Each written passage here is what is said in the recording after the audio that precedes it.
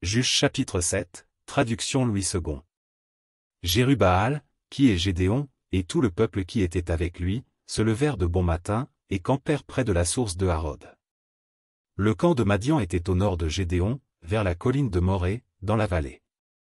L'Éternel dit à Gédéon, le peuple que tu as avec toi est trop nombreux pour que je livre Madian entre ses mains, il pourrait en tirer gloire contre moi, et dire, c'est ma main qui m'a délivré. Publie donc ceci aux oreilles du peuple, que celui qui est craintif et qui a peur s'en retourne et s'éloigne de la montagne de Galad. 22 000 hommes parmi le peuple s'en retournèrent, et il en resta 10 000. L'Éternel dit à Gédéon, le peuple est encore trop nombreux. Fais-les descendre vers l'eau, et là je t'en ferai le triage, celui dont je te dirai, que celui-ci aille avec toi, ira avec toi, et celui dont je te dirai, que celui-ci n'aille pas avec toi, n'ira pas avec toi. Gédéon fit descendre le peuple vers l'eau, et l'Éternel dit à Gédéon, tous ceux qui laperont l'eau avec la langue comme lappe le chien, tu les sépareras de tous ceux qui se mettront à genoux pour boire. Ceux qui lapèrent l'eau en la portant à la bouche avec leurs mains furent au nombre de 300 hommes, et tout le reste du peuple se mit à genoux pour boire. Et l'Éternel dit à Gédéon, c'est par les 300 hommes qui ont lapé, que je vous sauverai et que je livrerai Madian entre tes mains. Que tout le reste du peuple s'en aille chacun chez soi.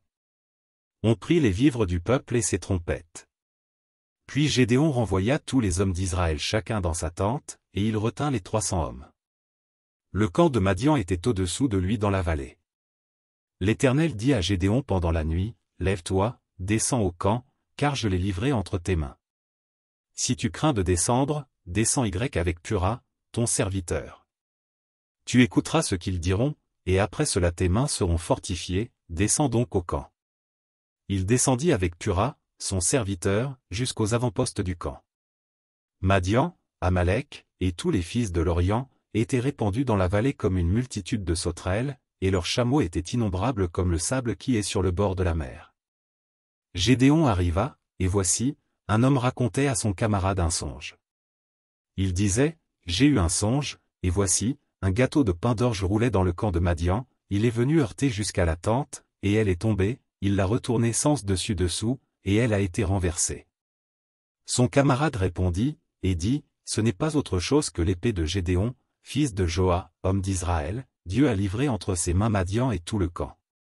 Lorsque Gédéon eut entendu le récit du songe et son explication, il se prosterna, revint au camp d'Israël, et dit, levez-vous, car l'Éternel a livré entre vos mains le camp de Madian.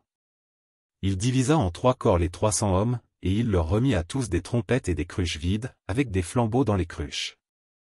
Il leur dit, vous me regarderez et vous ferez comme moi. Dès que j'aborderai le camp, vous ferez ce que je ferai. Et quand je sonnerai de la trompette, moi et tous ceux qui seront avec moi, vous sonnerez aussi de la trompette tout autour du camp, et vous direz, pour l'Éternel et pour Gédéon.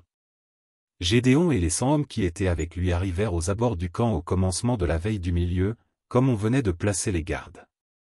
Ils sonnèrent de la trompette, et brisèrent les cruches qu'ils avaient à la main. Les 3 corps sonnèrent de la trompette, et brisèrent les cruches, ils saisirent de la main gauche les flambeaux et de la main droite les trompettes pour sonner, et ils s'écrièrent, épée pour l'Éternel et pour Gédéon. Ils restèrent chacun à sa place autour du camp, et tout le camp se mit à courir, à pousser des cris, et à prendre la fuite. Les 300 hommes sonnèrent encore de la trompette, et, dans tout le camp, l'Éternel leur fit tourner l'épée les uns contre les autres. Le camp s'enfuit jusqu'à Beth-Shitta vers Tseréra, jusqu'au bord d'Abel-Méhola près de Tabat. Les hommes d'Israël se rassemblèrent, ceux de Nephtali, d'Azer et de tout Manassé, et ils poursuivirent Madian. Gédéon envoya des messagers dans toute la montagne d'Éphraïm, pour dire, descendez à la rencontre de Madian, et coupez-leur le passage des eaux jusqu'à Beth-Bara et celui du Jourdain. Tous les hommes d'Éphraïm se rassemblèrent et ils s'emparèrent du passage des eaux jusqu'à Beth-Bara et de celui du Jourdain. Ils saisirent 2 chefs de Madian, Oreb et Zeb, ils tuèrent Oreb au rocher d'Oreb, et ils tuèrent Zeb au pressoir de Zeb. Ils poursuivirent Madian, et ils apportèrent les têtes d'Oreb et de Zeb à Gédéon de l'autre côté du Jourdain.